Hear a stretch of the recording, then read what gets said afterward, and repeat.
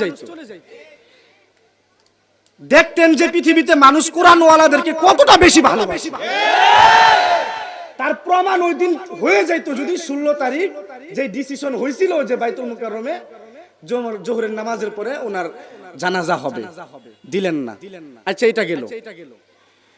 উনার এইখানে নিয়ে যে দাফন করে ফেলছে কবর, কবরের পাশে আজও পুলিশ দিচ্ছে, পাহারা দিচ্ছে। একটা লাশকে এত ভয় পান? জীবিত থাকলে কি করতেন? মারা গেছে, উনি আল্লাহর কাছে চলে গেছেন, দুনিয়া থেকে চলে গেছে, ওনার এখন কোনো শক্তি নাই।